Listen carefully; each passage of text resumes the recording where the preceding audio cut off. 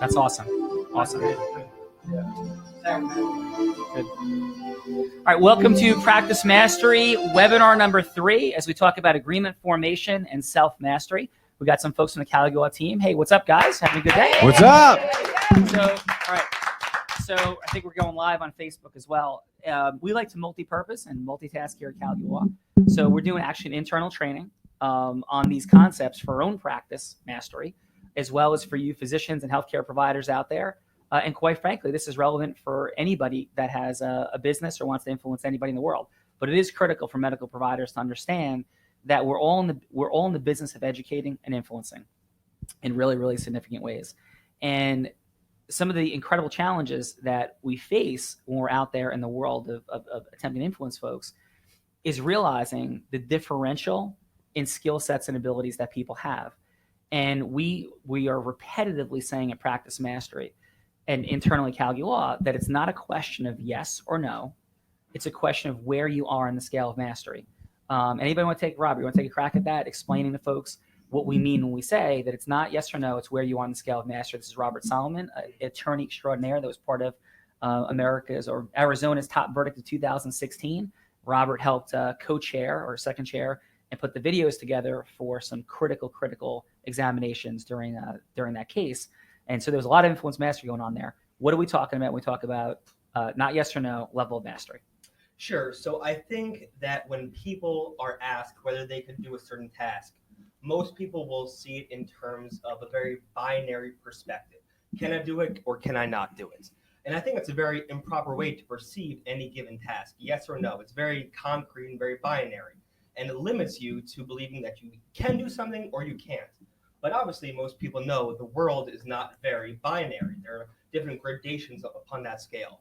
So I think really you start looking on to whether you have the proper skill set, the proper process, or proper self-mastery. So skill mastery, process mastery, and self-mastery.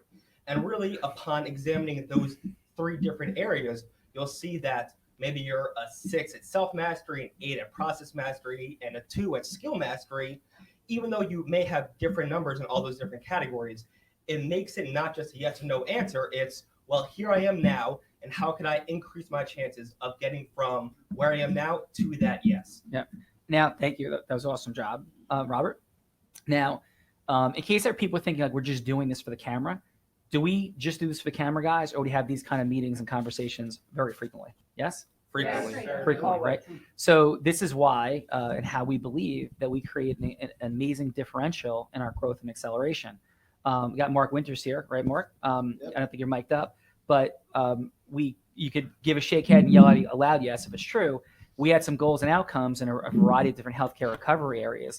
In 2 of the 4 areas, as of April 11th, we've already exceeded our April goals. Is that correct?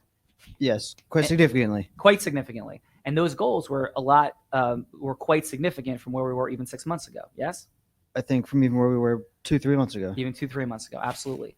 And that's the byproduct of understanding the scale of mastery. We had an interesting conversation yesterday, and this is all for illustration for you within your practice, right? You know, when we were sitting back and talking at a discussion we had, one of the, we call them litigation drivers. Other people would more commonly refer to them as paralegals. I don't like the word paralegal. We work on our vocabulary here. We change words because words have emotional context and emotion drives behavior. So, this litigation driver, we were discussing the new campaigns that we're running digitally. We're launching digitally in all different ways. We started running our television commercials. And so we're working really hard internally to make sure that the incredible amount of effort, work, intensity we're putting in has a maximum benefit. And we're having a discussion, and this is a person I haven't had a lot of direct interaction with, really hardworking person, outstanding part of our team. You could feel as I was describing my concern that the way we're answering, the way we're encountering these new folks and how we were talking about, working with us or not was critically important, the distinctions. And you could feel, for the folks on her team, a level of protectiveness, defensiveness that was sort of rising up. Lisa, you were there. Was that true or not true? Yes, absolutely true. So, right, could you see it? Describe it for a quick second. What you were envisioning happen. Yes, I mean the person was truly believed in what they were doing and their team, and just supporting and, as you said, defending what was happening. Absolutely. And here's the key distinction. What was happening was probably the equivalent of a solid college All-American player, right? On the way to progressing to the big leagues, right? But there were some distinctions that would make an enormous difference from the description of how we were doing it. But our egos tell us we want to say yes or no. Like, yes, I know how to talk to people, or no, I don't. You think I don't know how to talk to people? Of course I know how to talk to people. You're telling me my teammate doesn't know how to talk to people? What are you talking about? That's a base emotion that we have as we get older. Our ego comes up. And the real issue is it's not a question of do you know how to talk to people or not. It's where are you on that scale of mastery, as Robert was describing a moment ago. So what we're talking about now is you go, wait a minute, I'm a little bit lost. What is this topic? Here is the topic. The topic is influence mastery, which is saying hello. It's a subtopic under influence mastery, which is saying hello to someone, getting them to understand your idea, transferring energy to them, having them say yes and take action. That's the subject we're talking about. So let's take a half a step back, because that's what, by the way, you go, what is that relevant to? Oh, it's like relevant to every single thing that you do. It's relevant to whether a patient says yes to come and work with you. It's relevant to whether a lawyer says yes to refer to you. It's whether a colleague, another medical doctor says yes to refer a case to you. It's whether or not your children listen and say yes to the things that you're advising them on doing. It's whether or not somebody that you want to influence to come work for you in an interview says yes. It's whether a doctor wants to come aboard and become a shareholder, a partner. Everything that you do involves human influence. Okay, so there's a few principles. Now, this is webinar 1 and 2 talked about the concepts I'm about to give a very brief overview on. If you haven't seen those webinars, it's some great stuff. Greg was our tremendous co-host, and he's here today again, co-host Greg DiPietro. Yes, Greg? Yes. Cranked it out on Influence Mastery 1 and 2, webinar 1 and 2. Absolutely. Awesome. And so, quick overview. There's 5 indispensable elements to influence mastery. Then there's 4 steps to influence mastery. So on the one hand, you have 5 indispensable elements, and the other hand, you have 4, steps. Your ability to know these is utterly critical. So let's go Team Callagy Law for the folks that are at least mic'd up. Lisa, can you share, if you know without looking first, do you know any of the steps of the indispensable elements of influence mastery? Are you referring to process mastery? Nope, the 5 indispensable elements. It's not in the outline. Tiffany, did you bring that other outline in or no? I did. Okay, no. So Tiffany has it. So this is a quick quiz. Anybody know one of the 5 indispensable elements? And by the way, for those following at home, these folks certainly know process mastery, skill mastery, influence mastery. They certainly know the 4 steps. This piece is something that we've brought out as an augmentation of the 4 steps, because I was seeing that there's pieces that we had to supplement, like little tiny distinctions. This is a great, let's freeze right here. This is sort of the backbone of the entire discussion and training. So let's say that if somebody knew and understood the 4 steps of influence mastery, let's say that took them up to like a 9.5, and they were tremendous at doing it, and they were 9.5. The difference between, and this is, if you take nothing more away, there are probably 3 key things to take away from today. This is one of the 3. This concept of it's not yes or no, it's where you are on the scale of mastery, and understanding within that scale how the curve works at the outer perimeter, right? Where as you move up the curve, the gains become exponentially more significant.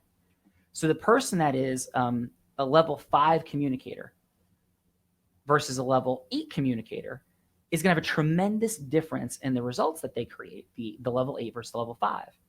But what's really interesting is that if a person goes from an 8 to a 9, they'll have a bigger level of success differential over the person that was. The difference between 8 and 9 is bigger than the difference between 5 and 8, even in those 3 points. And the difference between 9.0 and 9.3 is bigger than the differential between 8 and 9. And if you don't see that and understand that fully, take a look at income jumps that happen. So look at incomes. It's a very easy, tangible way to do it. Look at the jumps in income as you walk up from 5 to 6 to 7, between the 50th percentile, the 60th, the 70th, the 80th, the 90th, the 91st, 92nd, the 93rd, 4th, 5th, 6th, 7th, 8th, 9, 99.1, 99.2, 99.5, 99.9. As you move up that scale, it becomes like mushroomingly exponential. For example, the difference between 99 and 99.9 is about $1.5 million a year.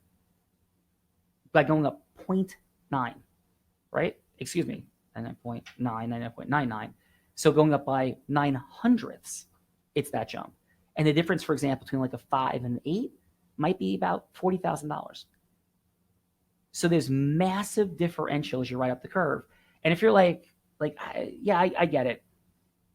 I would say, I don't think so. Because this is the area that where we talk with people about mastery, that you tend to lose people. It's like, okay, go on to the next topic. I want you to just please write this down if you're watching and following along.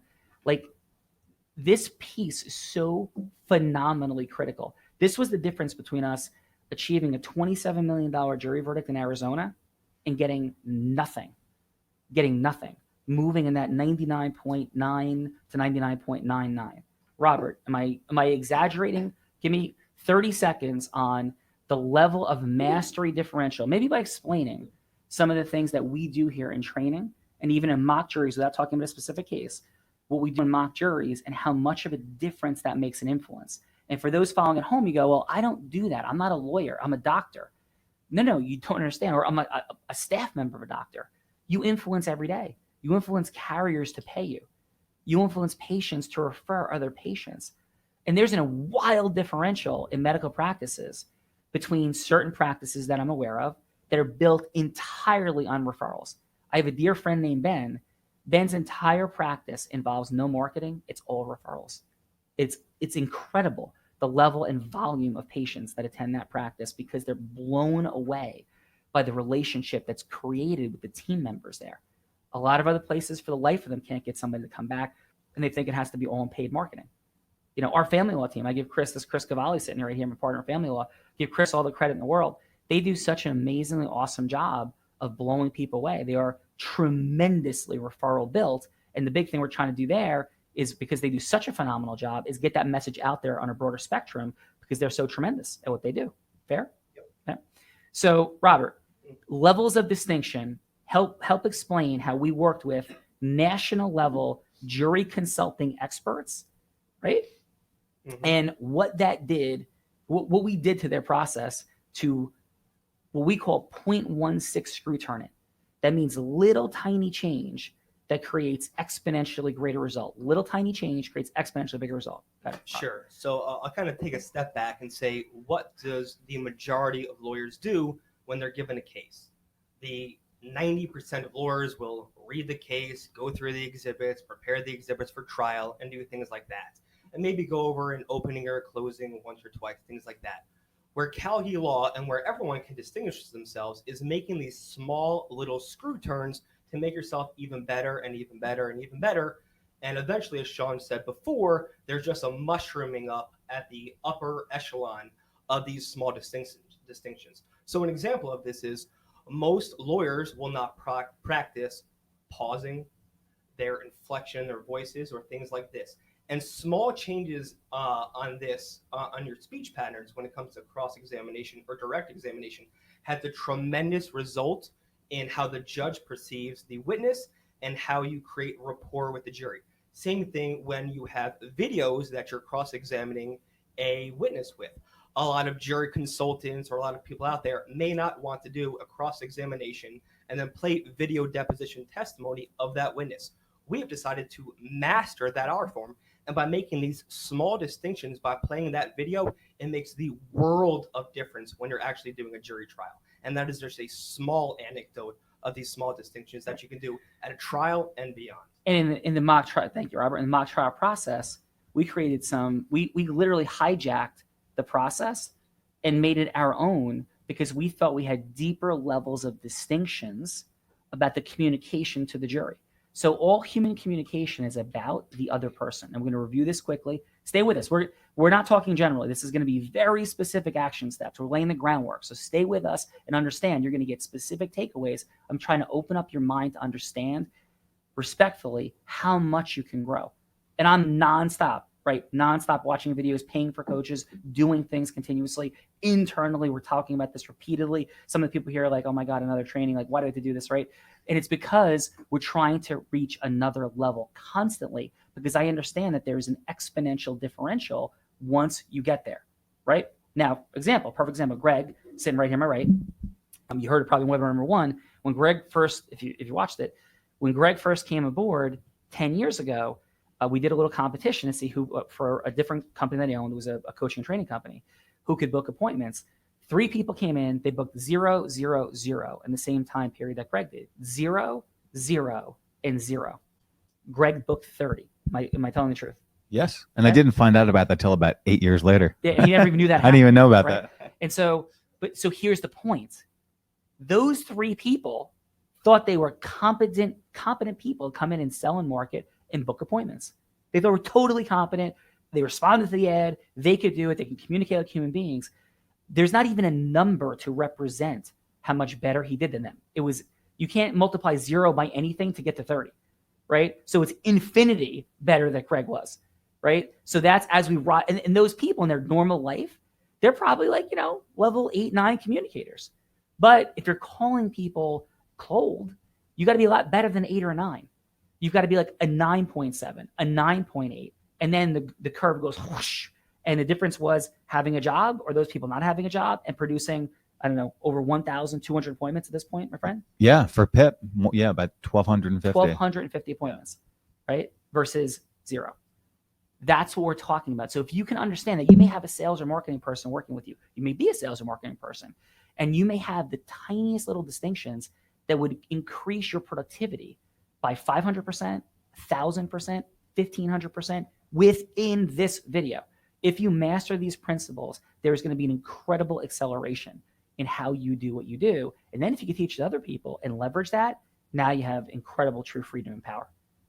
Okay. So 5 indispensable elements of influence mastery. This is a quick review. Does anybody know 1? It's important. It's a 0.16 screw turn in the 4-step communication process. I'm seeing nobody volunteering. Tiffany, give me the first one.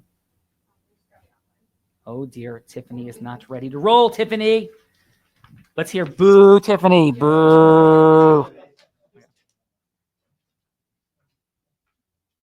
Now, Tiffany set all this up, and Tiffany's doing a great job. Let's hear yay, Tiffany. Yay. All right. Can I make one point in the meantime when we're waiting for it? Yeah. Just I think real quickly though, just to illustrate, when you said if those 3 other people didn't book any of those meetings, right? Do you think that they had the self-awareness or the humility to admit that maybe they could have been better, as opposed to the fact that that was the nature of the industry? I'm just back to the level of ask the group. So go ahead. So say that again, Greg. Well, Sean made the point before about the fact that I was significantly better at the other people at booking the meetings. You were infinitely better. Infinitely better, right. It's exactly. And then in the name of humility, it's an objective mathematical fact that you were infinitely better. Yes. Fair enough, right? So do you think that the people who weren't successful were going to have the self-awareness or the humility to look within themselves and say, what did I do wrong? What could I have done better? What do I need to improve? As opposed to maybe just saying that the nature of what they were trying to do was inherently impossible. What do you guys think? There's 200 people who said it was possible. Yeah. Maybe one of the 3 would have taken something over. And if you can't hear it, what Mark's saying is that at least 2 out of the 3 would have said it was impossible. I agree. And I would probably say that 3 out of the 3 would have said it was impossible. Right. And the issue, small tweak on what Greg shared, I would say not what they did wrong. I would say what they did suboptimally. Right. So we take out the ego, just like, Chris was a high school football player. When your coach, Chris, said, hey, Chris, no, you got to, get a little bit lower when you're tackling and drive through. You weren't like, how dare you tell me to do that? Right. But somehow when it comes to human communication and we become adults, right. And or whatever it is, our income level, everything, it's like, no, you don't understand. It's not my fault. It's not my responsibility. I didn't do it. Like that's the ego, especially when we're doctors and lawyers. Accountants, when professionals, like the ego rises even more because we live respectfully and I'm saying we, right, in this delusional land that like it's not our fault and responsibility because we have to be like so above it. One of the great things that we're going to talk about in self-mastery about self-mastery at Practice Mastery coming up on April 17th is how we can combat and defeat that. Because the human ego and the inability to self-master and have a growth mindset is the literal destruction of progress. It is the literal destruction of progress. Okay. Tiffany, we're good? Yes, we're good. Okay. So throw it at me. Give me one of the indispensable elements. Matching and mirroring. Matching and mirroring. Okay. So again, go back to Weber number one. So influence, I want to do this really quickly. And, I do not write well, but I'm going to draw a nice little line. So we're going to have the 5 indispensable elements, right? And then we're going to have the 4 steps, right? And what this is all about is influence mastery. I am. There you go. Wonderful writing. So the first one is matching and mirroring, right? The M&M.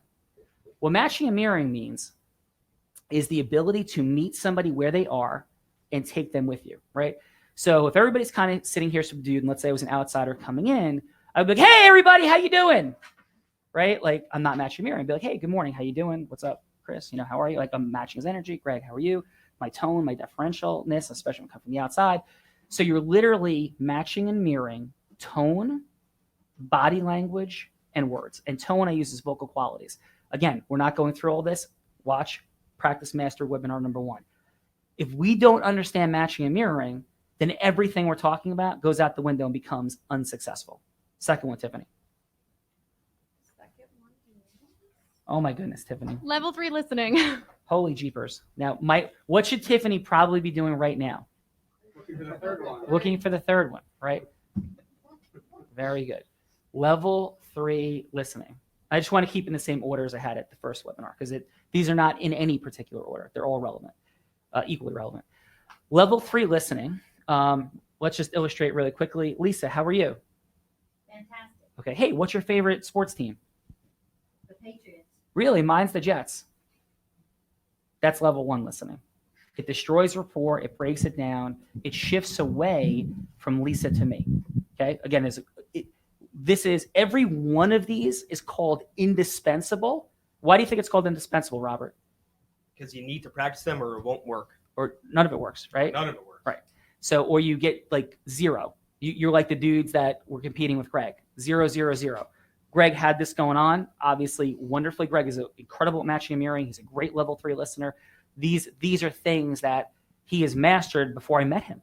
He came in with these skill sets tremendously, and he's improved them over time. He works on them, but these are things that Greg somehow had gained, through his life. So, and some people are fortunate that way, right? And some people, but that's like a 0.0001%.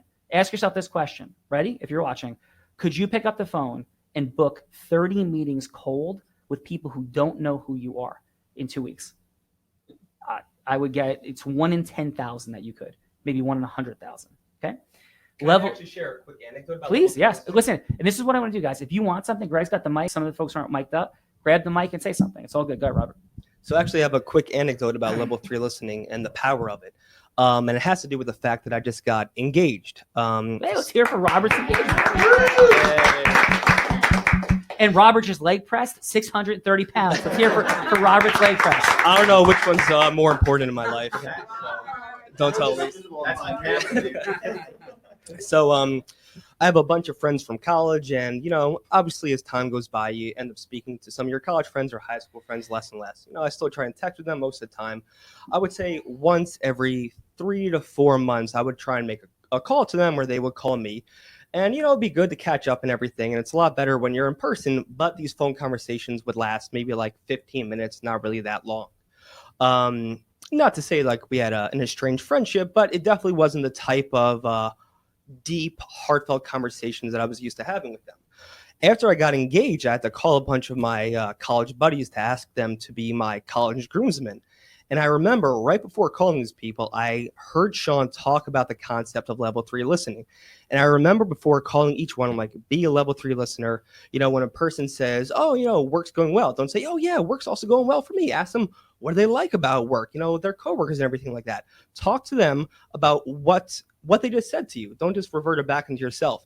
And they ended up having at least an hour to an hour and a half conversation with every single one of my groomsmen.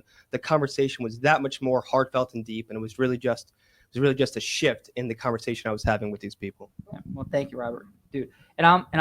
Would you mind sharing just really quickly, if you don't want to, because this was not pre-set up. We do a lot of things. We're just flowing, right? A little bit of your decision, your life decision to be here as opposed to somewhere else. So you'd rather not do that right now. Of course I could talk about All right, it. so I'll set this up. So Robert, I don't know any of this, right? And Robert's incredibly hardworking, and we have a million wonderful stories about levels of distinction. Maybe we'll hit one later. And he was a huge part of the Wachansky trial team, that case in Arizona that was a top 100 national jury verdict, and the top verdict was 2016 in Arizona. We're super proud of it. I said a lot. It was an incredible accomplishment. Everybody told us we couldn't do it. Robert's a key part of it. Now, what I don't know about Robert is that he had some tremendous life choices when he decided to be here. Now, I mean, everybody has life choices, but I was like floored and got completely emotional when Robert shared what his choices were. Yeah, sure. And why? Good. Yeah. So I fortunately come from a very good background. My father wasn't always successful, but he got into a new business maybe about 15 years ago, and it's a company he started from the ground up. And it's become quite successful. We actually have an ongoing joke because my parents travel so often that when they go on vacation every 2 or 3 months, I'm like, oh, where are you guys going next? Or it's been 2 months since your last vacation. It's really been a while. So they just went to Africa last year. They're going to go to China later on this year. In between those 2 trips, they went to Peru. They just go all around the world. And ever since I was pretty much in high school, my father was thinking about giving the business to me. It's something that he started from the ground up, and he would just give 100% of the business to me. So once a year, he would ask me, what are you thinking and everything like that. And in college, I was like, I don't really know. I'm not sure. I'm not in the right headspace. Eventually, I got to law school, and again, we would have the conversation every year. Do you think you're going to go into business? Do you think you're going to stay in law? What are you guys going to do? Or what are you going to do? And I was always really not sure.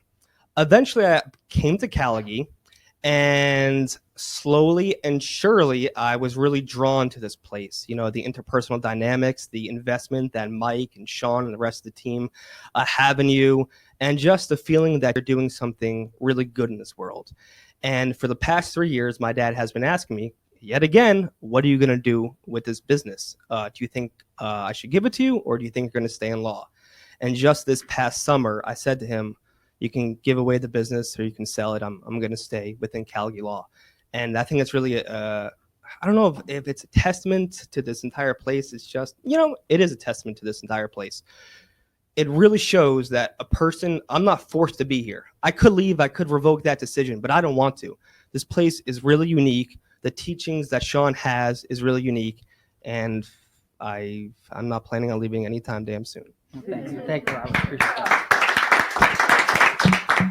So, point to that story is that there's a lot of value here, and we're giving it away to you for free, right? Which is completely crazy. Our team, just please plug in and remember, this is not for the camera. I mean, part of it's for the camera, but it's for you, right? So we're really trying to dig deep and have the application be for you. And if you're watching at home, for you, like this is all about how you could take your level of influence to the next level. So far we've covered level 3 listening, or we touched on it, and matching and mirroring. Level 2 listening, by the way, really quickly is, hey, Lisa, what's your favorite team? The Patriots. That's cool. You like the Patriots. Level 2 is just feeding it back inferentially. Ready? Level 3 listening coming up. Hey, Lisa, why do you like the Patriots? You like the Patriots, yes? You said Yes, I heard. I love the Patriots. Yes. You love the Patriots. I love the Patriots. That's level yes. 3 listening. Right there. You love the Patriots. It's different than saying, oh, yeah, I hear you like the Patriots. I heard her say it. I took it deeper with curiosity. Why do you love the Patriots? Why do I love the Patriots? Yeah. Just I love the work ethic, the relationship between the quarterback and the coach. I love the city of Boston. Super cool. So what do you love about the relationship with the coach and the quarterback? Just how it's been so successful. They drive each other to victory. It's just incredible to watch. Okay. Level 3 listening. What is Lisa telling us? Let's go around. Anybody, grab the mic. Who knows what Lisa's telling us? Anyone? Greg? How'd you? Sorry. Good, Greg. Well, that she has a deep appreciation for the factors that are really motivating and responsible for the success. So she sees a greater level of depth behind the surface level of the success of the team, and that she's insightful, and that right. That Yeah. she's inside. But There's a that's who level she of is. depth there that can be related to. Right. So I'm not just hearing. I didn't hear she likes the Patriots and she likes the coach and quarterback. That is not what she said. That's level 2 listening. And that she's unique in that Right. respect. And that she's unique because she sees things at a deeper level and honors. This is what I heard, right? She has the insight, as Greg said, to honor, appreciate, and respect excellence, discipline. These aren't words she said, but that's what she sees. And tell me if I'm right or wrong. Am I right, Lisa? Yeah, that's scarily accurate. Right? Yes. That's level 3 listening. Wow. And when you listen at level 3, that's what people say. Wow. And what do? They come towards you, right? That's what this entire process is about. You have this power. You have this ability. I saw Bruce on Broadway a few nights ago with my daughter. It was the second time I saw it. I'm a tremendous Bruce Springsteen fan. And he has been talking about during Bruce on Broadway his magic trick. He talked about it in his book as well.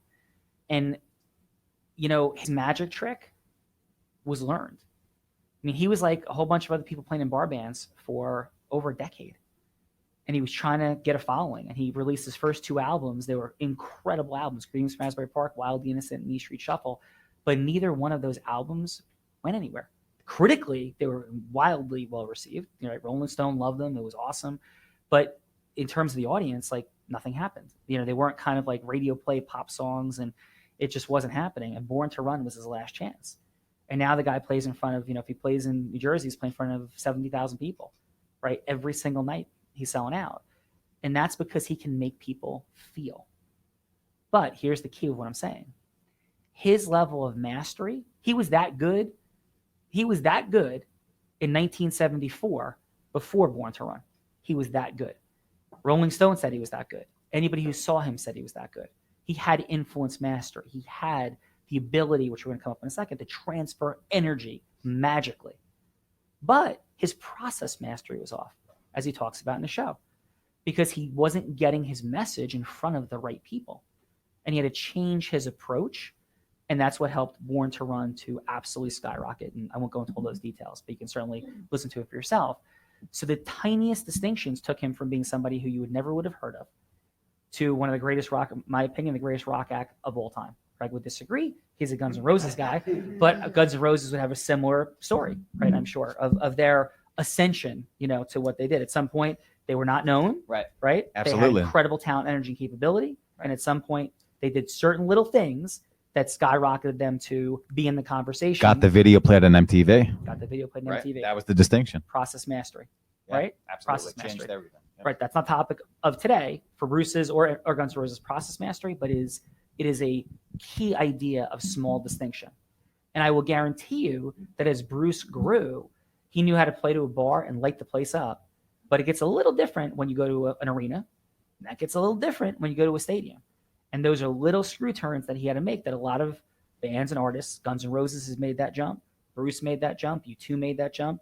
There's, a handful, AC/DC, that have, but so many who never get out of the bar, right? Because they can't make that jump either from an influence mastery perspective in their magic trick or from a process mastery perspective. So next, what is number 3, Tiffany? So remember, level 3 listening, matching, mirroring. This is all the indispensable elements we're leading up to our topic for today. Just quick review. Go ahead. Congruent energy. Absolutely. Congruent energy quickly is the align. Matching and mirroring is the other person. Having congruent, meaning you're matching and mirroring their tone, their words, and their body language.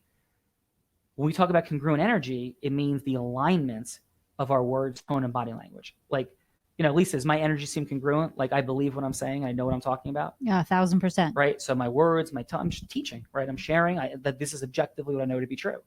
So how about if I was like, so you have to really, understand these principles to become a dynamic, powerful, amazing person of influence and leadership and stuff. It, and it would show that you haven't internalized what you're preaching. Absolutely. Right. Absolutely. So that's the energy congruence component. So we need to practice. You go, well, how the heck do I get better at this? Isn't this fixed? Absolutely not. What we said on webinar 1 is rate yourself in each of the 5 indispensable elements in every encounter you have. Every encounter. For a physician, every patient encounter. For a month, try it. Every staff encounter. For a month, try it. Every marketing or business development dinner you have with a lawyer, another doctor, rate yourself.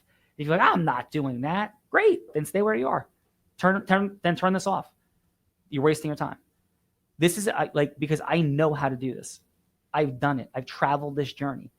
And if you want that growth, these are tiny, easy, simple things to do. And the tiniest, simplest, easy things are the things that people leave out. So congruent energy, critical, number 3. Number 4 is transferring congruent energy. Yes. Number 4 is energy transference. Yes. So congruent energy is number 3. Number 4 is energy transference. That is now taking that energy, you've matched and mirrored, you've listened at level 3, you have congruent energy yourself, and it's transferring it. Bruce Springsteen transfers that energy. He's such a master at it, right? Guns N' Roses are so masterful at it, right? That they're able to take that energy and transfer it to like 70, 80,000 people. Right. They know how to do that.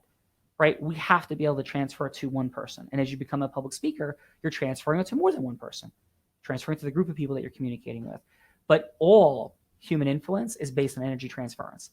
And if you think you could sit there and be like, okay, so that's great, Greg. So you'd like to come work, blah, blah, blah, right?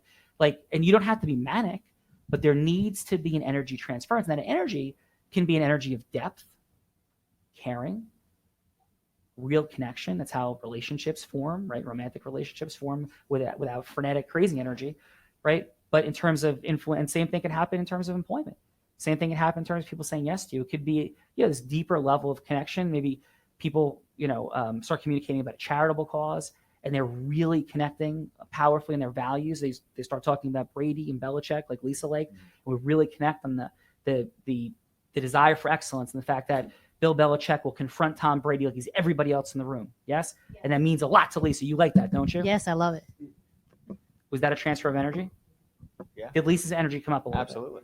I just transferred energy to Lisa. And was that authentic, or you think she was just faking it? Totally authentic. Total authentic. Yeah, really. Right? Yeah. That was an energy transference. Because I listened to it level 3.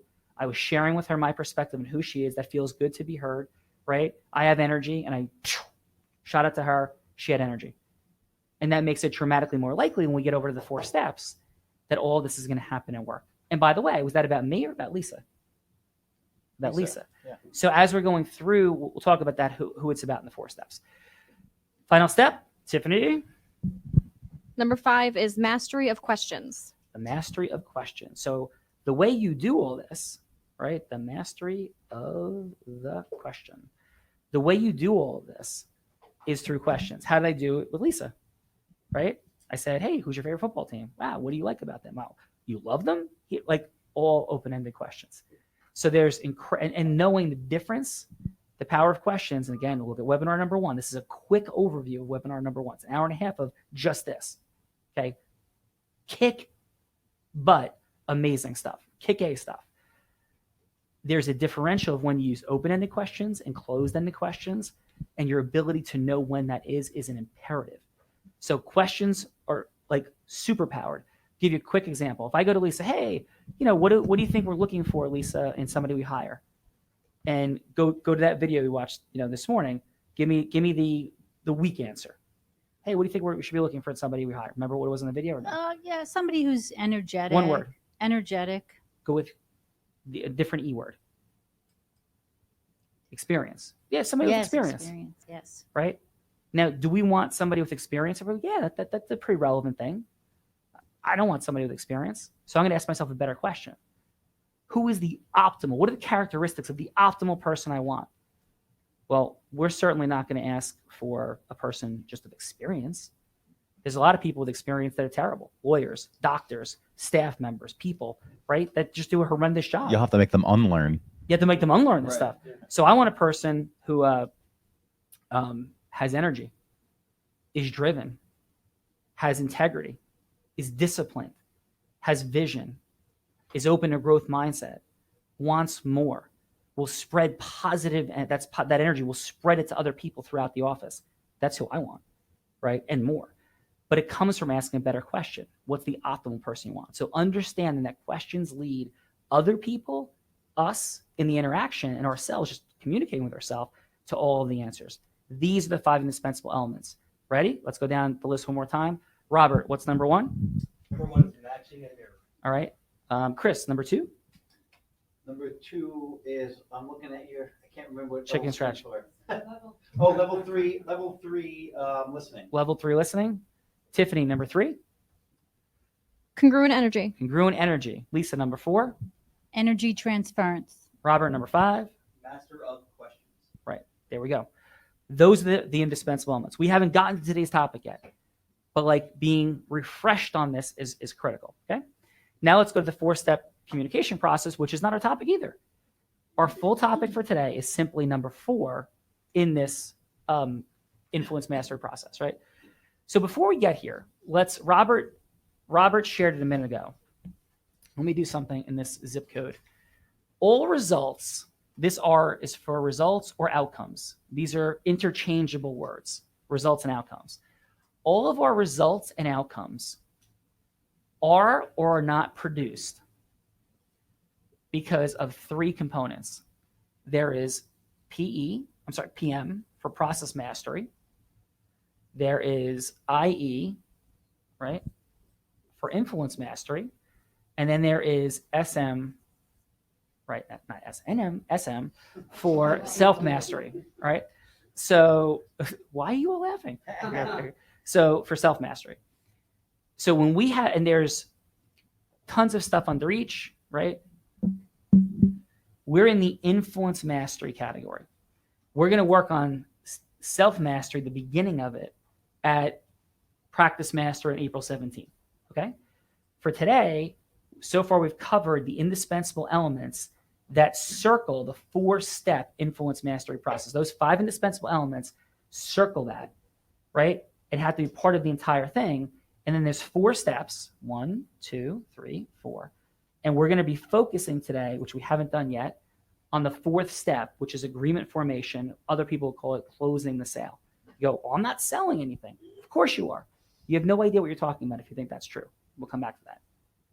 So the first 3 steps are covered on webinar number 2. Influence mastery was webinar 1. Webinar 2 was these 3 steps. Both were on YouTube. They're free. I'm not trying to push you to something. You don't have to give your email. You have to give nothing. This is all free stuff, right? So we want to help people and give massively. 3 steps. Step number 1. Can anybody help me with that? What is the first step of the 4-step influence mastery process? I know. Lisa, what is it? Creating emotional rapport. Creating ER, emotional rapport. That means that we have a deeper level of connection. Lisa and I created some emotional rapport from across the room in front of a bunch of people talking about Tom Brady and the fact that it wasn't talking about Tom Brady, right? Talking about who Tom Brady is, what his relationship with Bill Belichick is, how Lisa not only respects it, but has it as a part of who she is and who her family is. Is that fair, Lisa? Yes, that's very fair. Okay. And how did you feel? What were you thinking when I said that? Sentimental. Right. You touched it. Yeah, you touched right on it. I actually felt it in my heart. Because I'm an effing genius at this. I know. Right? I know. And I'm a level 9.99 at this. The only human I've ever met in my life, encountered, I did meet him, that could do this better than I can is Tony Robbins. Only person I've ever met. And he is utterly unbelievable. And I studied his work for 2 decades, right? And I had the privilege of being in his home for his birthday a little over a month ago. And it was quite an unbelievably powerful experience. So the ability to do what I just did, we all have that ability. It's just a process of focus and understanding and consistency and seeing what's going on. And did that feel good when I did that, by the way? It did, but I got to say, it's a little scary that Okay. you were able. I feel like you're like reading my soul. I am. I know it's Right? scary. But isn't it nice to be seen? Yes. And doesn't it feel good to be recognized? Yes. Right? And that's the whole point of this is, you go, why does this matter? Why does the creation of emotional rapport matter? Why does level 3 listening matter? We talk about it on the webinars, the other ones we did. It's because that most people don't get that. So I've met professional athletes, movie stars. I'm not making that up, by the way. I'm not going to reveal names, but that's a fact. When I say professional athletes, I'm talking about like all-star players in different professional sports leagues. I've met them and talked to them at depth, spent time with them. Movie stars, talked to them, spent time with them. Real people that you know their names, right? I've had the privilege in some of the coaching programs I've been involved in. I've met top-level lawyers. I've met people that are incredibly in deep trouble in prison. I've met people that are world-class coaches of children that you'd never know their names, and they probably have some of the most powerful depth of soul and inspiring capabilities like imaginable. They've been mentors of mine. All of these people want to be seen. Everybody in this room, me, you, want to be seen and heard. Oprah made a fortune, and her final statement, it's on YouTube somewhere, and her final show was saying that she made a fortune because everybody that came on, essentially, she was saying to them through her level 3 listening and her 5 indispensable elements of influence mastery, which is utterly incredible. She was saying, I hear you, right? I see you, I feel you, and you matter to me and in this world. Do you guys feel something right now? Yes or no? Yes. Right? And that's because that's such a deep resonating concept with us. And for most of us, we don't get it. Most don't get it regularly at home. We don't get it in our relationships. People take people for granted. People have, things transition. There's egos that explode. The idea of familiarity breeds contempt, which it doesn't have to, but it frequently does because of the way people resolve conflict and how poorly they treat each other. They treat strangers much better than people that they love. All of these things are inherent elements of the human condition. Following these strategies would be completely different, but most people don't. So the reason when you encounter people, you can immediately seem so genuinely unique and special is because you are. If you care about what other people have to say, and you're a level 3 listener, and you're doing the 5 indispensable elements, and you're creating step 1, emotional rapport. We talked about webinar number 2, how to do it.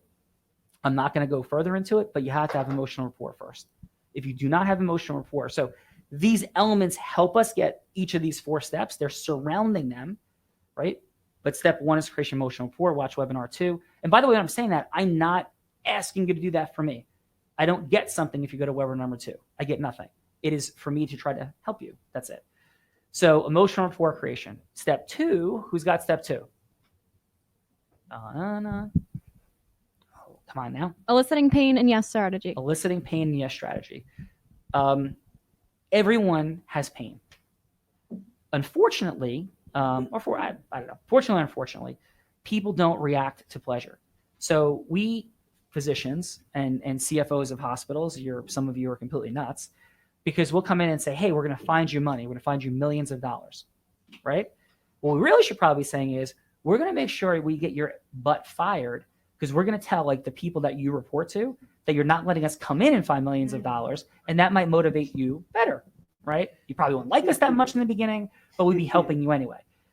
Because when we've said we have about 20 hospitals as clients, but a lot of other hospitals and hospital systems that we've spoken to, they're like, oh, no, we're okay. And we're like, it's a free review to find you money. Like, you're not going to act upon this. And many doctors say the same thing. Tons do.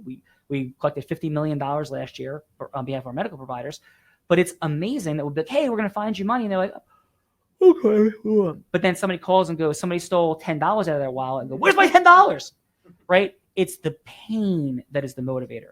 So when you're influencing human beings, you have to understand that they're going to connect in a much deeper level of pain, right? And you have to understand what their yes strategy is. Again, watch webinar number 2. We talk more about that. Number 3, so that's eliciting pain - yes strategy, right? My chicken scratch.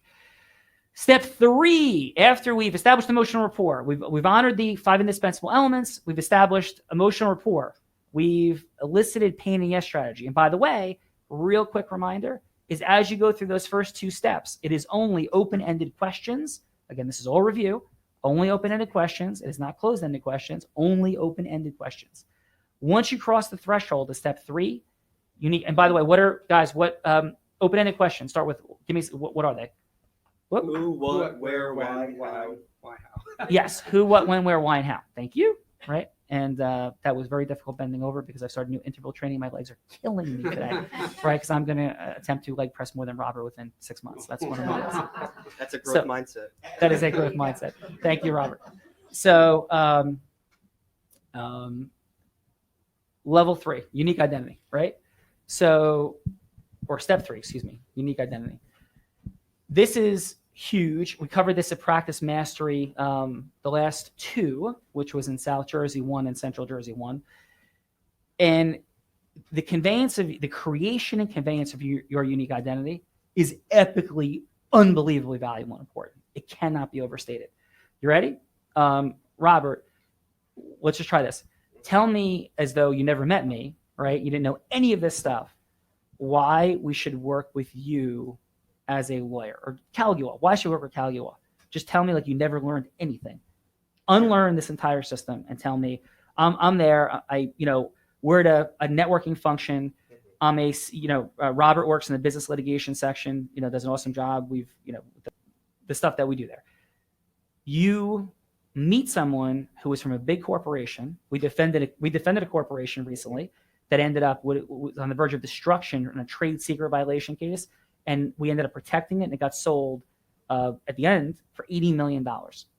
Yes? Yep. And if that wasn't all cleaned up, that's not happening. So let's assume you know none of this stuff, and you meet somebody in networking function. It's a $100 million company, and they're like, "Yeah, I'm kind of like fighting an argument with my partner. Like, it's getting pretty scary. I think he stole money. Hey, do you guys handle that?" And you never knew any of this. Just give me a basic lawyer answer. What would somebody say? A basic lawyer answer? Yeah. Yeah, we could handle that. My law firm's been pretty successful. We've got a couple of good judgments, and yeah, I'm sure we'll bring the case in. We'll take care of it. Yeah. How about like just describe, like use words? Yeah, we're really good at this. Like throw the words out Okay. that we are, and throw word. Yeah, we're really good at getting Even throw our motto out. Like, what are our 3 words? What are we? caring, urgent, and aggressive. Yeah. So say we're caring, urgent, Yeah, aggressive. we're caring, urgent, and aggressive, and we're gonna work optimally to get you like a successful resolution pretty quickly. Yawn. Yes. Lisa, yawn. Yes. Tiffany, yawn. Trevor, yawn. Snore. Okay. Anybody not yawning? I felt fear too, because if you're in that much of a bind, and you don't have a lawyer, a go-to lawyer, and you don't know if you can really trust the person whom you potentially your life can be dependent upon is somebody that could resolve your case, that can make you feel really unsettled. Yep. So now let's take in the absolutely. Let's take in the context of a doctor. So we'll get back to that in a second and say, actually, let's do this first. So that's what Robert basically had to say. What if I were to tell you, say, listen, do we do that? What did I just tell the person? Do we do that? What did I just say? Yeah. Are you effing kidding me? I'm about to like drop a bomb on you that is going to be the most incredible thing you've ever heard. Isn't that what my body language just said really quickly? Yes. Right? So do we do that? What did my pause say? Theory of this. You're gathering yourself Yeah. for what you're about to say. And you've good Right. thought into this. Right. Yeah. Because it's so important and communication is difficult. I want to make sure I give this to you because you need it. And it's true. Didn't I just say that with my Yes. my inhale? Right. So we had a client that had a similar but quite different conversation with us about 6 years ago. And we were asked by one of our clients to fly across the country to talk to his son-in-law, who at that point was suicidal because his entire world had been turned upside down and his partner had essentially stolen the company. He came to work. He was physically attacked, emotionally abused, not harassed, abused. Some of the most insane, profane things said about his wife, his children, him being called a pedophile, a drug addict. Utterly unbelievable, the things that were the level of emasculation that was going on for him. And we didn't want to do it, quite honestly, because it was in Arizona. It was far. I have kids and, they're playing sports. And so we decided to do it anyway because this person needed the help. And for 6 years, we went to war in a case that everybody said was unwinnable because by the time we came into it, it was essentially lost by other lawyers before us. And the way that case ended was by the way, we offered to settle it for $3 million. We told them we'd settle it for. They said no. They spent $17 million defending it. 17 million, and we got a $27 million jury verdict. Then they thought they were going to be slick and file a fraudulent bankruptcy, and we chased them with the most prominent lawyers in Arizona. We chased them into bankruptcy, and at the end of the day, we settled the case for net to our client more than the jury verdict, tax affected. Is that what happened, Robert? Yes. And two things to add to that. We learned bankruptcy and then went against the highest bankruptcy attorneys in essentially the nation. And then quite recently, we did such a good job that those national bankruptcy lawyers tried to give us a case. Absolutely. That we were like going after, like they actually filed a motion that said I was mentally unstable in Arizona. That actually happened. It did. Because the level of directness and aggression, we're calling them out on their lies. And then in another case where something happened to one of our clients, we got another, that was a top 100 national jury verdict there. We got a $33 million verdict and put a lawyer in prison. That was his partner who lied to him. So the only people that you should be speaking to about this are us, please. Right? That's the campaign. Is that a little bit different than saying we're carrying urgent aggressive and think we can handle it? Yep. Like, is there any doubt left that we need to be spoken to? Was there, by the way, was I matching and mirroring? Did I start low? Was I kind of like where Robert was if I was talking to Robert? Yes or no? Yes. Right? Was I listen? Did I hear him at level 3? Did I understand the pain potentially? Yes. Did I have energy congruence? Yes. Did I transfer energy to the room? Yes. Right? Did I effectively use questions? Yes. Did I say right? So are we the right people? Wasn't that the way we started? I asked them, okay. So you doctor, now let's go doctor. If you're like, hey, yeah, hi lawyer, I'm a good doctor. I have this degree and that degree, and I really care about patients and I'll do a really good job. And you're like, well, I don't understand why lawyers don't refer, and I don't understand why everybody says yes. The first challenge might be you didn't build emotional rapport, you didn't elicit the pain and yes strategy for the lawyer, and you didn't effectively convey their unique identity. For example, the lawyer's pain might be, well, doctors are just incredibly difficult and they never answer the telephone. That could be their number one pain. So I want to find somebody who does. I care, the lawyer's pain could be, I care about my clients so much that when I refer them to a doctor, I want them, the doctor to blow them away. The office, the care, I want them to be amazed. And by the way, if you want to get referrals from us, as we launch in this personal injury world, that's what our expectation is going to be.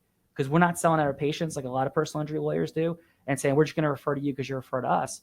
We're going to refer to people that do an incredible job of taking care of people. And that's the only people we're going to build a relationship with because that's our standard, right? So when you're thinking about it, stop trading on nonsense of, well, you do me a favor, I'll do you a favor. Understand people's pain points because people's deeper pain points are the most critical and important thing for why they're going to say yes to you.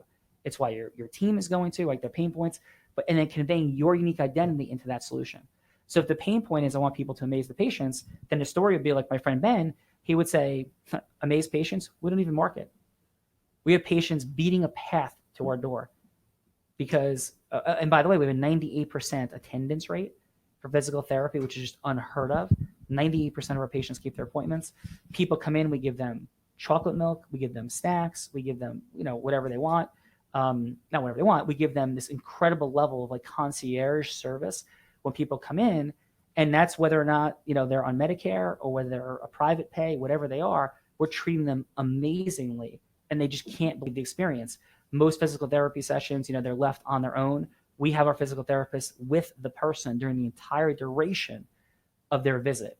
We talk to them. We ask them how they are. We listen at level 3. We have energy. That conversation gets my attention, right? Because that would be a pain point for me. I'm like, wow, that's meeting my need. So if that's the conveyance of unique identity into the pain point, now we have something cooking, right? That is the end of the review session. Right, to tie this all together. My team, questions really quickly. Does anybody have a question about anything we talked about thus far? Because now we're going to get into the material truly that is critical that we don't train on enough internally, and most people don't know and understand. So any questions from our team? Anyone? No? We had that all mastered that perfectly. I am super impressed. That means we're going to have a 100% ratio of meetings to people saying yes. Excellent. I'm very excited to see that. Tiffany, be looking for that in Salesforce. Definitely will. Okay. So the final fourth step of the influence mastery process is, drumroll, agreement formation. Thank you. I like that drumroll. Agreement formation, right? This is called, did you ever see Alec Baldwin do his talk in Glengarry Glen Ross? That's, horrendous insanity that he reels off about closing the sale. This is the area that we're in, except we don't say closing the sale because that's manipulative and harmful, right? Coffee's for closers. Coffee's only for closers, right? But I don't want to be closed. I don't want to close you. I don't want you closing me, right? Imagine if I meet with a financial advisor person, or better yet, I meet with a doctor. And doctor's like, hey, I hear you guys have your television commercial going, digital marketing up and running, and you'd like to get stuff going. We'd love an opportunity to do work with you. And I'm like, huh? Well, yeah, you kind of amaze me with how you take care of patients. Sounds pretty good. So sure, I'd like to try. Just let me step away for a second. I just got to deal with a call. And I take 5 steps away, and then I hear the doctor pick up the phone going, yeah, I'm with Callagy. I just closed them. Right? What am I feeling? Manipulated. Absolutely. Am I feeling level 3 listened to? No. I feel manipulated, objectified. I'm feeling like we have no real relationship. Everything's out the window. Screw that person. So we don't use the word close here, and implore you in your world of development not to use the word close yourself. Okay? It's agreement formation. It's 2 people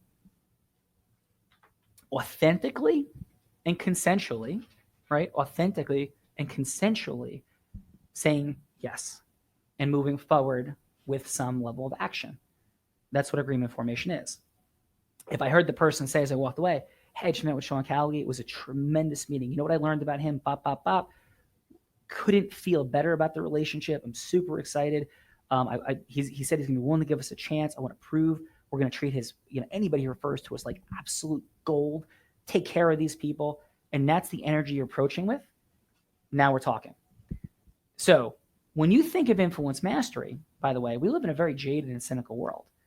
So one of the things that relates, and this is why when we put up process mastery, influence mastery, and self-mastery, your self-mastery is epically important, and it's going to impact your influence mastery process. And we'll talk about that on April 17th. But the quick snippet of that is we all have tremendous emotions that surround our human communication. And what are our greatest fears? So the first issue for agreement formation that we have to understand, right, is the relationship between agreement formation, because this is where the rubber meets the road. This is the yes or the no, right? We're gonna move forward on my concept, my idea, my desire, my wish, or not. Are they gonna say yes or no? Right? That's where we are. The first step is to understand the relationship of self-mastery to this process, and in self-mastery, the big F. And what's the big F, you think? Fear. The number one inhibitor to agreement formation is fear. And we have to overcome that fear. And again, now I am promoting it. You should be there on April 17th. If you haven't registered for Practice Mastery, come on April 17th. We are going to talk about how to get over this fear, how to deal with our self-mastery to drive ourselves forward. It's at the Hasbrook Heights Hilton, April 17th. We have 2-time Super Bowl winner David Deal joining us from Epic Wealth, and our other wonderful partners. It's going to be a tremendous night. It's North Jersey round 2. The last one we had at the Capitol Grill, complete sellout. The line was out the door. People couldn't even get into the room. True fact. We have a much bigger room at the Hilton this time. There is some seating available, but it is limited, so sign up today. We're going to cover this piece. But what is the greatest, so it's the F word. What is the fear, the greatest fear people have? Before we talk about, conquering on April 17th, what is the big fear that people have? Fear of failure, absolutely. So we have the FF fear, right? The double F, fear of failure, right? What's the other big fear? Rejection. And by the way, these aren't real, right? These aren't real. And we'll talk about that again on April 17th. They're not real, but this is what people say. Greg, you said it. Rejection. Fear of rejection. And the pain associated with it, really. Yep. Which, by the way, is all completely what? Distorted. Self-created. There's no such thing. You can't be rejected and you can't fail. Yeah, and they can't identify themselves with that pain because that's not who they really are anyway. So if you can't get that handled, and there's one other huge issue. There's something called wealth wounds, or I would call them abundance wounds. Wealth or abundance wounds. Wealth and abundance wounds mean that we all have these associations to what we deserve, what we're entitled to, where we stand in the world. And you go, is this like, I thought this was like a sales thing. It is. This is sales and marketing and leadership discussion. If you don't think you're entitled to have people follow you, that you're worthy of it, you can't lead. If you don't think you're entitled to ask people for money, like let's say your collection team internally, if they have wealth wounds, they might have some serious issues collecting money for you. When it comes to negotiating and paying other people bills, if people are comfortable talking about money, there's going to be serious issues in the negotiation. So your agreement formation is impacted massively by your conditioning and your nervous system, your fear of rejection, fear of failure, wealth wounds, abundance wounds, right? And the fear, right? What's the big word that people are super, super uncomfortable and afraid to hear? One word, very short word. No. That word keeps people from handling agreement formation effectively because people avoid the no to feel like they haven't what? We said up there? Failed. What is interesting to me is what has happened is there is an energetic shift in the room, and you could probably feel it on camera, right? Because the first 3 steps we've talked about a lot. We've made a lot of progress here at Callagy Law. This area, everybody's going, oh boy. Are we not? Yes. Right?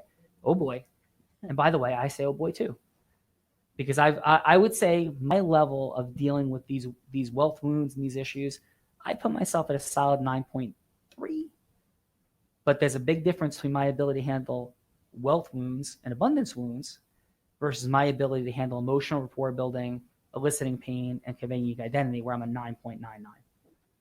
So like, right, we're being authentic and real here. So these are areas I don't spend enough time in. It's really interesting. For those that have been around, James Greenspan's been around for a long time. We don't spend a lot of time in this area, James, do we? No, not at all. Right? And you know why? Probably because I'm less comfortable. Right. Right? And so one of the things that I've done is I'm telling you to take yourself on, I'm taking myself on. And I'm sitting here saying that I've got to confront these pieces massively because of how much they matter. So done with that topic, right? Not done with agreement formation, done with the self-mastery, the wounds, the fear. April 17th, we roll on. Do not miss it because that could screw up the entire version. Yes, I'm using fear and pain right now, and I'm telling you the truth because you could completely have no ability to get where you want to go. I know so many people because of these categories in these areas that make ungodly amounts of money and have none, right? When I was at the Tony Robbins Platinum Partnership Program in Idaho, he told so many stories of people with, not so many, a number of stories about people with wealth wounds that were worth $100, $200, $300 million and blew all of it, right? Because they had wealth wounds and abundance wounds. And they made wildly reckless decisions because they didn't feel like they had the right, the ability to keep the money that they were earning, creating. You know, they were wonderful creating it and they were wonderful at getting rid of it because they didn't feel like they had the ability to maintain it, right? All this stuff goes on. I know tons of doctors. I've known doctors that have lived in massive houses and incredible mansions and had not paid their mortgage in years. You know, you go to some of the nicest neighborhoods, and some of you may not even understand this. I live in Bergen County. You go to Alpine, Saddle River. Many of the people in those houses don't have furniture, right? They're struggling and they have no money in the bank, right? And lots of people that are living in, you know, more reasonably sized houses in the towns a few towns away, like an Oradell or River Edge or something like that. Those people are, you know, multimillionaires just from having accumulated money over time, invested it, been consistent. All of that is captured in here. And it is related to how you negotiate and talk and speak with people about money. And if you're like, this is just too deep and too complicated, okay, great. See ya. Good luck. Right? Bye. You don't belong in practice mastery because it is rapid to fix, but this stuff matters. And if you're looking for a script of what I just tell the guy to say, you'll never succeed. You'll never have what you want. It's never going to work. Why did Jordan, ready? If you don't believe me, there's been few people that I've ever heard of, and I've listened to his stuff, that were more persuasive than Jordan Belfort, right? The Wolf of Wall Street. How sick and insane was this guy at using human influence, right? He was able to make $40,000 in a summer selling like soda and ice cream on a beach They would load up his thing and just go like towel to towel selling stuff in Long Island. He was able to raise investment money of, hundreds of millions of dollars, much of which was on a cold call selling garbage.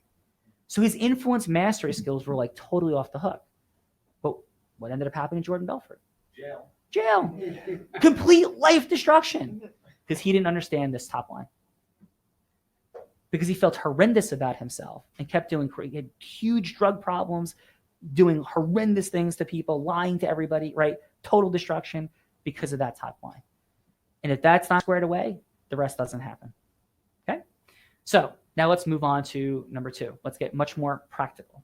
Okay? The most important question in agreement formation is this. And this is, by the way, not mine. It is from a tremendous conversation analyst TED Talk and objective research. Would you be willing? Would you be willing? A lot of times, this is where it gets complicated, right? So you have a beautiful conversation with somebody. You're like, so hey, do you want to start like referring to me? It's uncomfortable. That's the moment where you're going to get a yes or no. And so a lot of times people have difficulty in transition. And a lot of times the people that you're communicating with and attempting to influence, what is their greatest concern?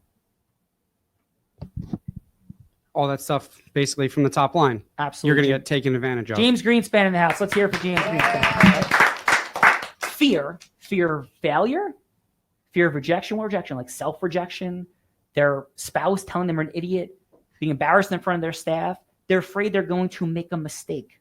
The patient's going to yell at them, or the client, this is a lawyer referring to you, a doctor. They're afraid that somebody's going to get upset, not get taken care of. They're afraid you're not going to keep your word and do a good job. They're afraid you're going to like not document, not care, not really make sure that you're treating the patient fully. They have all these fears, right? But they don't want to tell you those fears, because why don't they want to tell you those fears? Because they don't want to get rejected. They don't want to deal with conflict. So there's this wild, at the agreement formation stage, unreal, complicated dynamic that is going on. Tiffany, is that not true? Tiffany? That is absolutely true. So let's pass the microphone to Tiffany. Okay? She's I got love it? Awesome. So what do I know that you're thinking about, Tiffany? That I don't like being on the microphone. I don't know. That you don't like being on the microphone, right? That's number one. But what else? What else? Let's give Tiffany some love and some energy. So, Tiffany, so, but what else are you not super comfortable? Are you hardworking, caring, dedicated? Yes. Congruent answer, yes or no? Yes. Are you good at confronting people and driving behavior from vendors? No. Right. Congruent answer, yes or no? Yes. Okay. So why do we think Tiffany's not great at that yet? Hear my words, growth mindset. Not great at that yet. What does that presuppose? She will be soon, right? Why wouldn't she be? Why do you think, Tiffany? What are you feeling inside when that comes up? I guess I'm just not aggressive enough. I don't. And why? And I care about their feelings. Bang. Right? You're a wonderful person, full of empathy. So you're caring. You don't want to upset them. Do you like conflict, Tiffany? No. Right? Do you believe her, everybody? Yes. So if those emotional dynamics are not overcome, is that going to be a challenge for Tiffany to get those pieces of her job done? Yes or no? Yes. Absolutely, right? And she's amazing, hardworking, here constantly. This is a big 0.16 screw turn for her. We're going to get her there. And I'm so proud of her, and I confront her directly like this because I believe in her so much, so hardworking, so caring, right? Little skill set issue, little self-mastery issue, easy to handle and get taken care of, right? So, but the question is, like, is it a little bit different maybe, Tiffany? Does it soften the encounter if we were to say, would you be willing? So, for example, right, they're like, blah, blah, blah, blah, blah, blah, blah, like, this is great, isn't it, Tiffany? Right? Like, it's wonderful. So you now know they're set on trying to influence you that the product is wonderful. What they're doing is wonderful. Internally, what is Tiffany saying to herself at that moment if she knows it's not wonderful? Or if I think it's not wonderful, what is she saying to herself? What is she feeling? Fear. She's like, oh crap. Sean's not going to be happy if I don't get this done. They're not going to be happy if I say something. I'm stuck in a place I don't want to be in. Is that what you say sometimes, Tiffany, yourself? It is absolutely what I say. Okay. Lisa, am I scary mind reading again? Yes, you are. Have we ever had this conversation, Tiffany? No. Okay. Are you frightened right now of my mind reading? No, I'm used to it. Okay. Thank you. So, so would it soften it? We'll deal with the emotions April 17th. We're not going to deal with that right now. But would it tactically make it a little bit easier if you're able to use the words, hey, so X vendor, would you be willing to just listen a little bit to what I'm going to share with you? Isn't that softer? Isn't that a soft transition? Yes or no? Yes, Okay. Does that help a little? it does. Okay, a little. We're not dealing with the emotions. The emotions are much more important than the tactics. So we're presuming we've gotten over the emotions. Or let's say Greg is on the phone talking to somebody who say, hey, listen, would you be willing, because you're a genius at this, right? Would you be willing to just spend 10 minutes and have a quick meeting if somebody stopped by? That's an easy way, right? An easy way to bridge the conversation, yes? Yeah. And it puts the power on their hand to an extent and helps to kind of minimize the ego a little bit. Absolutely. Right. You're not making them. And it's a, what happened to my tone? Remember all of the indispensable elements. Where did my tone go? Because I'm matching and mirroring. Where did my I'm knowing that this is a sensitive area. Where did my tone go? Down to empathy. It's deferential, right? Feel. So all of these things matter. There's multiple things going on. But the request of would you be willing? So doctors, right? You're dealing with colleagues. So let's say that you're a neurosurgeon, orthosurgeon, and you are meeting a pain management person, and you're hoping that referrals, right? There's a sequencing of where patients go, and pain management people could be outstanding referral sources, and you're meeting with somebody, and they meet with people every day. You build rapport, you convey your unique identity, everything is going great, and you're like, so thank you for lunch, right? I told you who I am, and if you need anything, call me, and run away, right? Like, why are we laughing? This is good laughing. I agree. You should be laughing. Why are we laughing? Because I feel like I've done that personally. it's true, Yeah. right? We laugh at truth, right? So because it's true. Is it, Greg? Isn't it not for you, right? But for a lot of people, don't you believe that's true? Yeah, it was kind of like a way that somebody was staying in their comfort. Do you have a mic or no? Are you on a Yeah, mic? here we go. Okay. So you almost like mimicked the way in which somebody was rationalizing how to stay in their comfort zones. Yep. Right. And how about this? Now let me hit you with some pain, because pain motivates learning and behavior. What an effing waste of your time. You did all of that. You got to the dinner. You had dinner. You took hours to get there. You're away from your loved ones, significant others. Maybe you made, a potential nice new friend. Okay, plus. But you spent 4 or 5 hours, and that's where it ends? Nothing. Is anything going to happen from that? No. And then you're going to go, I don't do this marketing stuff because I tried this for a very long time and it didn't work.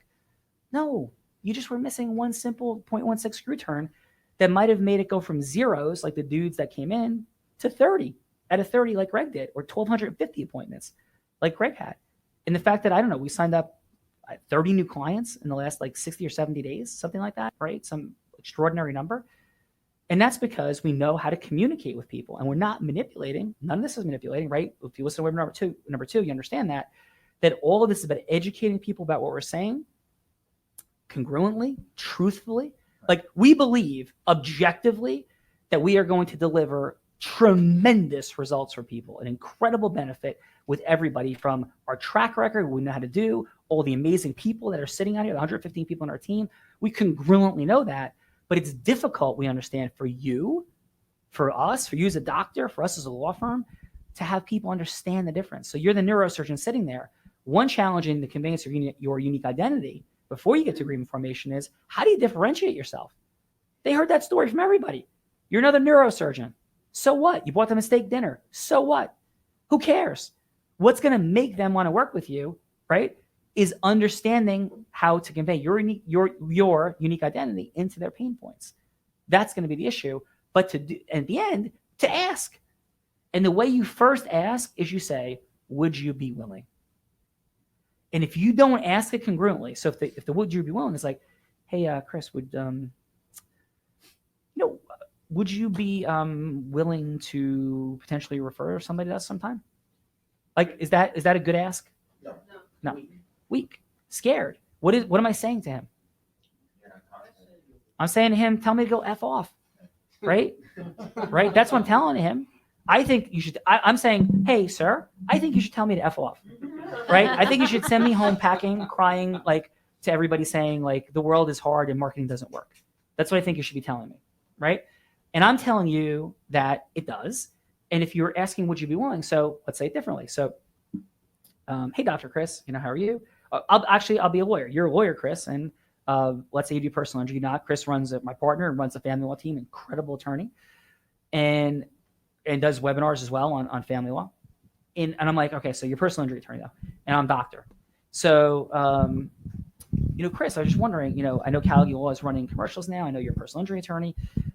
Would you be willing at some point to give us one chance with a referral of a patient, and after they come in, to talk to them and see how they felt and compare it to every other medical experience they've ever had? Would you be willing to give us that chance to prove ourselves to you? Well, obviously a lot better than the first time you asked. How much better, guys? Exponentially. Light years, right? That's how we ask. It was all about the follow-up, because you said, would you be willing to, refer me one patient, and then afterwards, tell me how I did and any feedback. So you're willing to stick your reputation and your neck out there because you're going to do well for this person. So therefore you want the feedback, you want the opportunity to talk to this person afterwards because you know that they're going to give you more clients. Absolutely. Tremendously true. Now, quickly, because we have about 8 minutes to go, right? So next key issue is that would you be willing, right? Next is, it is yes, and it is now. This is where people, and again, assuming our self-mastery is intact, we've got to get to an agreement and get to an agreement now. And if, by the way, it's going to be no, it's better to know now so you don't waste more time. And so many people are so afraid out of fear of rejection not to get to the no that they just like sit and don't want to hear it and say, okay, see you later. And right, like, hope I hear from you. And now they have this on their list of like follow-ups and something good can happen, but you want to get to yes or no. And that ties into the final step, which I'll get to in a second, which is going to be the big O, right? The big O. And so it's step 3, it's you want to get to yes. So it would be, would you be willing, right? So let's ask Lisa, right? So Lisa, lawyer Lisa. So, hey, would you be willing to refer anybody to us? Yes. Okay. Say you want to think about it. I want to think about it. Okay, awesome.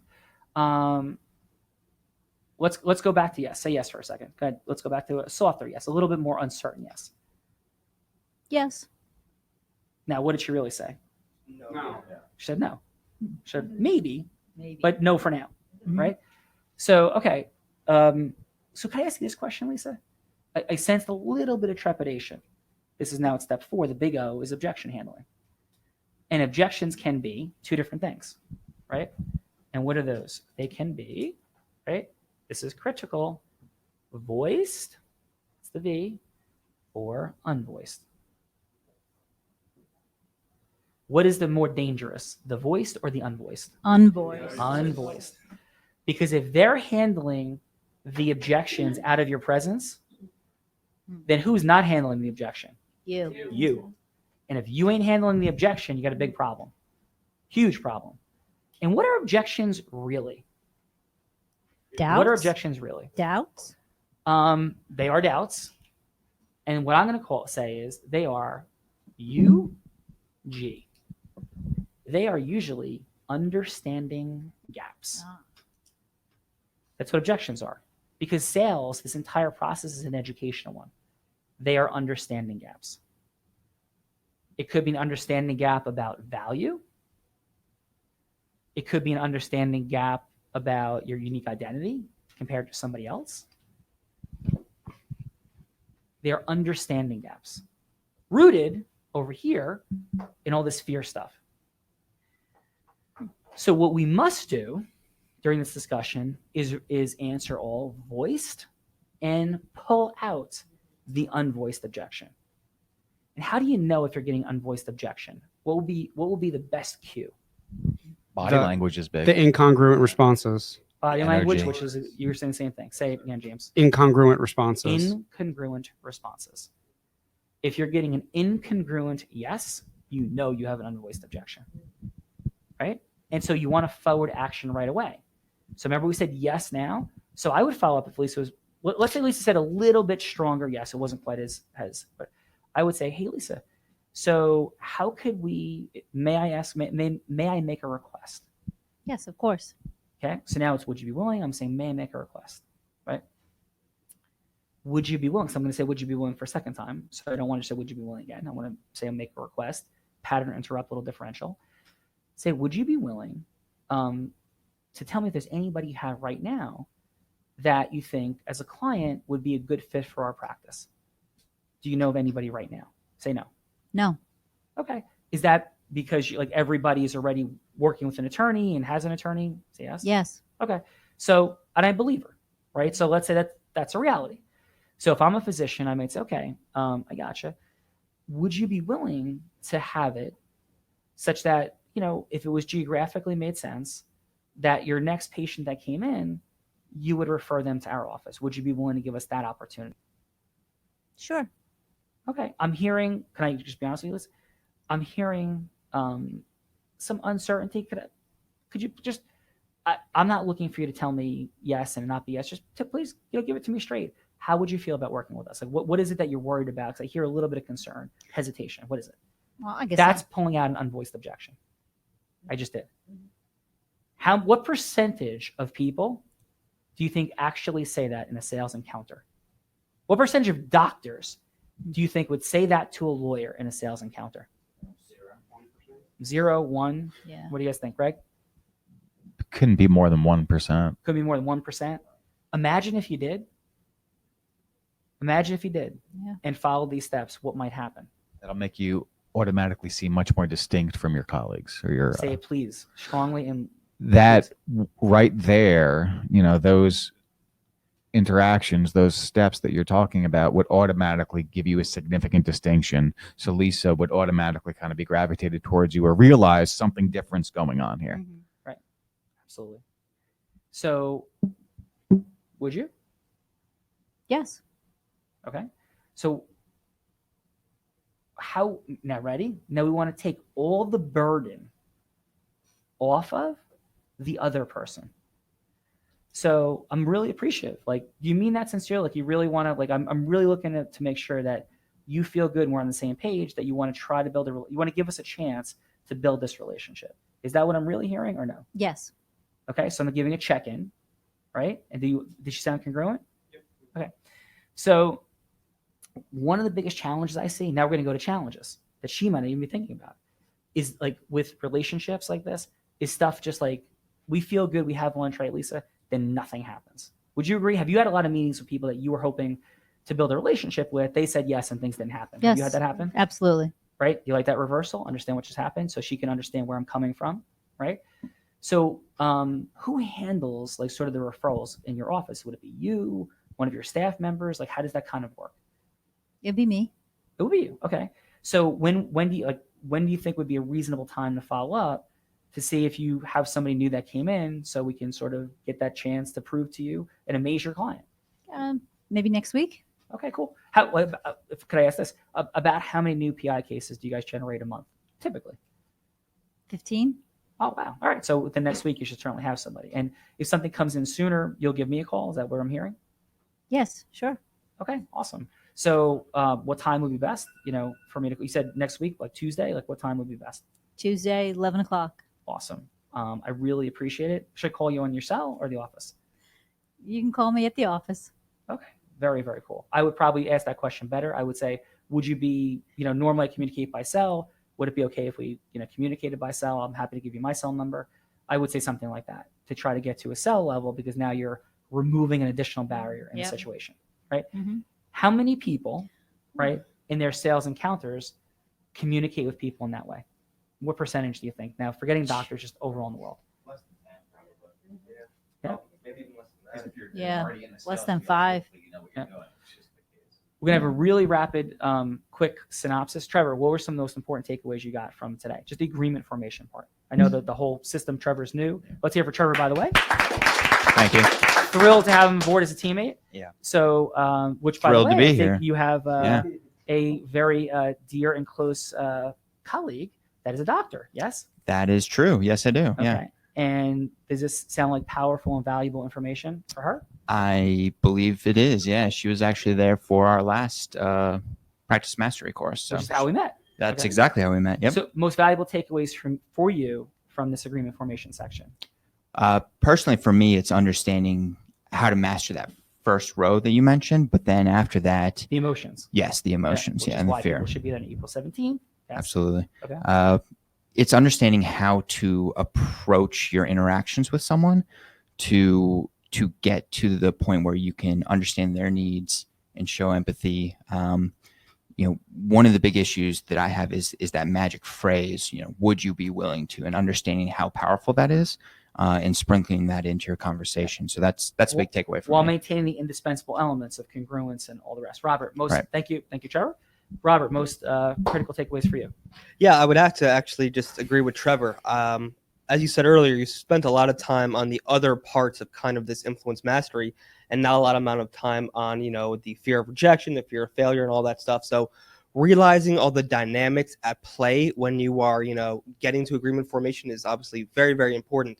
And then have you felt that in your life, in situations? Have you felt that the dynamics and that tension and stress and fear? Have you felt that? 100%. Okay, I probably excellent. couldn't express it in the way that you just did, but yeah, that's undoubtedly what's happening. Right. And then the phrase, would you be willing? It's huge. Yeah. All right. Felicia, you said, Key, how about for yourself? That was my biggest takeaway.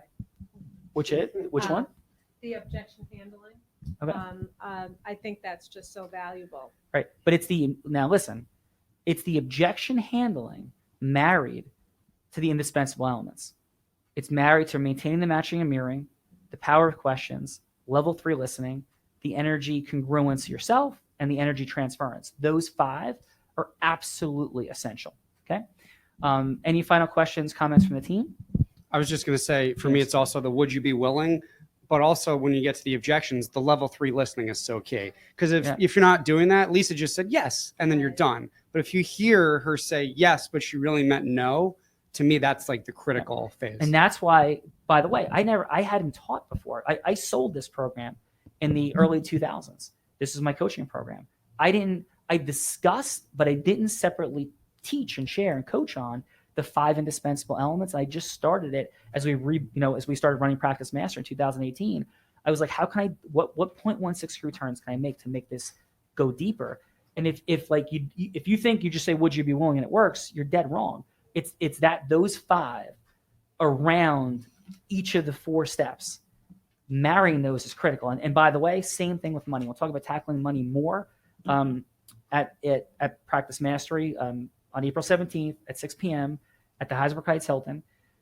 But money is a huge part. It's asking people for money. So if you're trying to collect money from insurance companies, from patients, but especially when you're dealing with human individuals, getting retainers from clients in that conversation, emotions run so high when not only yes or no is at stake, but it's yes or no about money. And that's where it gets like super emotional, hyper intense. And we'll talk much more about that. Any final from our team?